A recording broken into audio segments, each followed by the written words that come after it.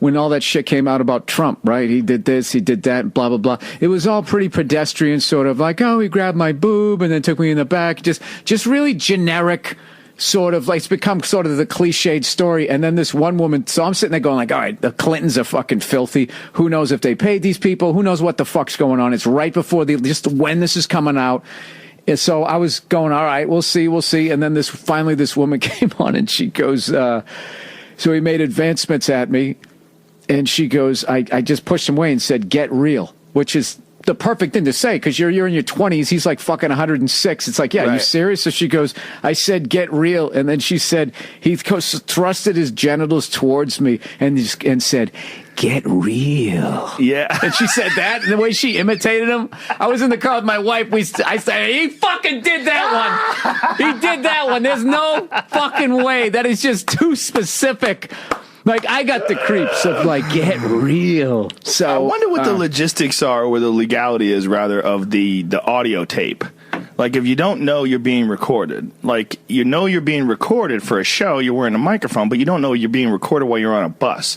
And you're talking about grabbing him by the pussy and all that. He was talking, to me, talking trash. He's talking shit. Yeah, like Joey Diaz would say something like that, and I'd be fucking crying, laughing. And he would be egging it up. He would ramp it up. He would make it way exaggerated because he knows it's funny. He's going for the laugh. Yeah. If you're sitting next to Trump and he's like, I just grabbed him by the pussy, you'd be fucking crying, laughing. That's why Billy Bush, I defended him on my podcast. Like, I'm not saying the guy's a great guy, but to fire a fucking guy because of a fucking 20-second clip from 11 years ago. What's he supposed to do? He's interviewing the guy, and what you're supposed to do is keep the interviewer happy. Yes. The interviewee happy. So if he's, hey, grab him by the pussy. Hey, grab him by the pussy. Yeah. But he's not even saying anything bad. Billy Bush didn't say anything bad. He just didn't admonish him. This guy at work said, well, when he said to the woman, go over and give him a hug, he became part of the sexual assault. And I was just like, what there was no sexual assault. What they were saying, if he actually did it, was...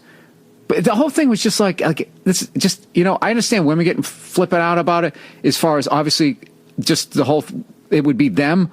But what they don't know is the way guys talk when they're not there. Yes. And I'm going to say, dude, the fucking shit that we've said. And we say it for fun. Yeah. We don't say it because we really want to go grab someone by the pussy and pick them up like a bowling ball. Yeah, we say it because it's funny. It's funny, and you're talking. And it's completely ridiculous and inappropriate. Yes. Yeah. Like Joey Diaz is a perfect example. I will say, if you do have $1 billion, what I'm learning through Cosby and all these fucking guys is evidently you can do that. And he did say that. He's going like, you get famous enough, you can just walk up and grab him by the pussy. And that was just so absurd to me. I'm like, you can do that? You can't do that. Well, he's got so much money. You got to think when you get to that I don't think that guy could get you $6,000 in cash if you gave him 5 weeks. But I don't think that's correct. I think he's leveraged out quite a bit, but I'm pretty sure you go to the ATM and get $6,000. But I know you're exaggerating too. $6,000's a funny number. It's a funny number. It is funny, right? I'm just saying, like, dude, there's like liquid rich, right? And your assets are paid off, and then there's, I got this, and I'm gonna take a loan against this, and then I'm gonna do that, and get some investors here, and then I'm gonna stick my fucking name on it to build my brand. There's that way where you're sort of like steroiding up your value, but at the end of the day, it's like, all right, but how much can you get me right fucking now? Like, I don't get that whole, like, well, all my shit's tied up. Right. And I got other guys, you know, I'm working with. Let me see the zeros. What's in your bank account? Show me your phone. Yeah. Yes. That helicopter with your name on the back, is that paid off? Is that a sticker?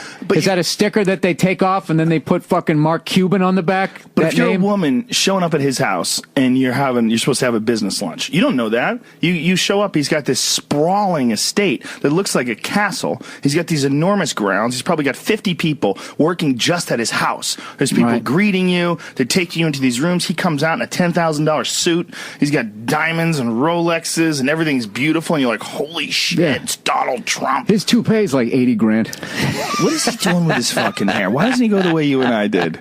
You and I recognized it was over. Because I don't think it was acceptable back then. But it's acceptable Jordan had to make it acceptable. Jordan made it acceptable. But he made it acceptable for black guys. For white guys, but he transcended. Bruce Willis. No, Curly Neal of the Globetrotters made it acceptable for black guys. Then Jordan was just, you know, everyone wanted to be like Mike.